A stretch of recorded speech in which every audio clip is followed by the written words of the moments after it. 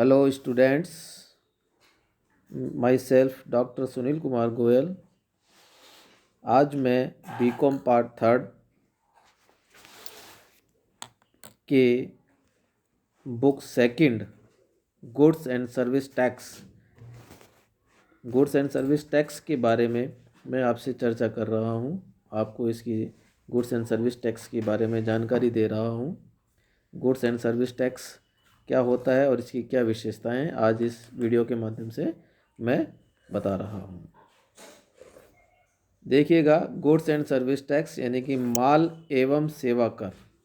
इसका जो अर्थ है वो यह है कि माल एवं सेवा कर माल एवं सेवाओं के उपभोग पर लगाया गया गंतव्य आधारित कर है। गंतव्य आधारित कर का मतलब ये है कि अंतिम उपभोक्ता को इसको वहन करने का अधिकार या अंतिम उपभोक्ता ही इसको वहन करेगा। यह एक प्रकार का अप्रत्यक्ष कर है जो कि निर्माण से लेकर अंतिम उपभोग तक प्रत्येक लेन देन पर लगाया जाता है।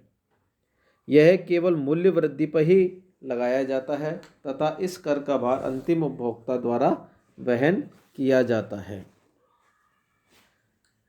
ये तो हुआ माल एवं सेवा कर का अर्थ।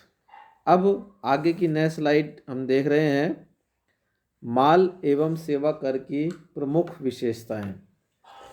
जैसा कि मैंने आपको पहले बताया है कि माल एवं सेवा कर एक अप्रत्यक्ष कर है। अप्रत्यक्ष कर इस सेंस में है कि इसका भार अंतिम उपभोक्ता को वहन करना होता है।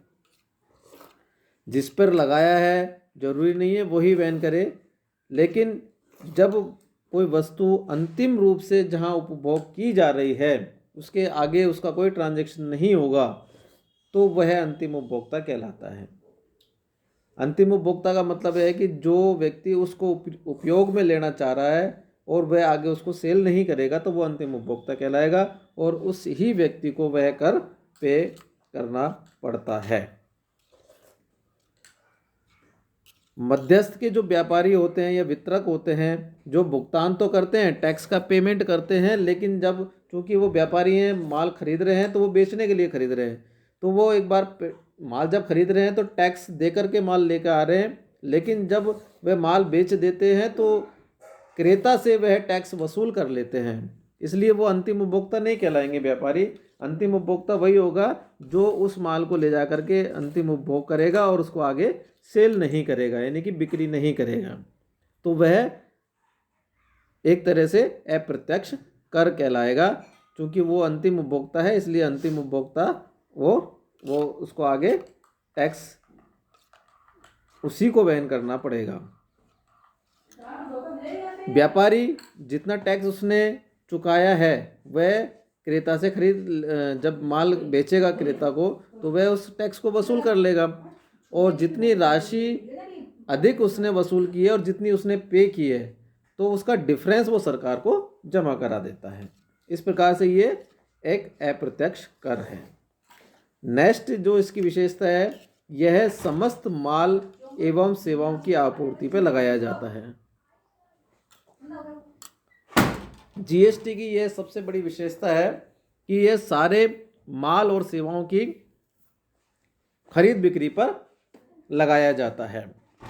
कुछ वस्तुओं को छोड़ करके अल्कोहल युक्त शराब की आपूर्ति को इस अधिनियम से बाहर रखा गया है। पेट्रोल, डीजल, प्राकृतिक गैस, कच्चा तेल और विमान ईंधन को भी अस्थायी रूप से इसके क्षेत्र से, जीएसटी के क्षेत्र से बाहर रखा गया है। इसी प्रकार कोई वस्तु जैसे माल की परिभाषा में नहीं आती है उसकी आपूर्ति पर भी इस अधिनियम के प्रावधान, जीएसटी के प्रावधान लागू नहीं होंगे, जैसे अंश एवं प्रतिभूतियां। थर्ड विशेषता यह है कि यह केवल मूल्य संवर्धन पर ही लगाया जाता है। मूल्य संवर्धन का मतलब यह है जैसे एक व्यक्ति, जैसे कोई व्यापारी है, उसने कोई वस्तु 100 रुपये में खरीदी और उसको आगे 150 रुपये में बेच दी। 100 रुपये में जब खरीद रहा है तो वो टैक्स दे करके खरीद रहा है, लेकिन 150 रुपये में जब वो किसी अन्य व्यक्ति को बेचेगा तो उस अन्य व्यक्ति से वो टैक्स 150 रुपये पे वसूल करता है। लेकिन यहाँ पर जो डिफरेंस जो आ रहा है वो केवल 50 रुपये का आ रहा है, जो कि 50 रुपये का टैक्स वो गवर्नमेंट में जमा कराएगा। तो कहने का मतलब ये है कि जो डिफरेंस है वो 50 रुपये की जो वैल्यू है उस पर टैक्स लगेगा। तो यहाँ पर मूल्य संवर्धन केवल जो माल के जो कीमत में जो वृद्धि हो रही है उस पर ही टैक्स लगेगा। और नेक्स्ट ये है कि यह गंतव्य आधारित उपभोग पर कर है। यदि माल के निर्माण और उपभोग का स्थान एक ही राज्य में हो तो उसी राज्य सरकार को कर की प्राप्ति का अधिकार होगा, परंतु यदि माल के निर्माण का स्थान और उसके उपभोग या आपूर्ति का स्थान भिन्न राज्य में हो तो स्वाभाविक रूप से वह कर प्राप्ति का अधिकार उस राज्य में होगा जहां पर कि उसका अंतिम उपभोग किया जा रहा है। तो इसलिए जहां पर अंतिम रूप से उपभोग हो रहा है तो वह गंतव्य आधारित उपभोग कर कहलाएगा। इसकी नेक्स्ट विशेषता है दोहरा जीएसटी लागू किया गया है। हमारे यहाँ देश में दोहरा जीएसटी मॉडल को लागू किया गया है। दोहरा जीएसटी का मतलब ये है केंद्र एवं राज्य सरकार के द्वारा एक साथ कर लगाया जाता है। कनाडा और ब्राज़ील में भी दोहरा जीएसटी प्रारूप को अपनाया गया है, वही प्रारूप हमारे यहाँ देश में भी लागू किया गया है।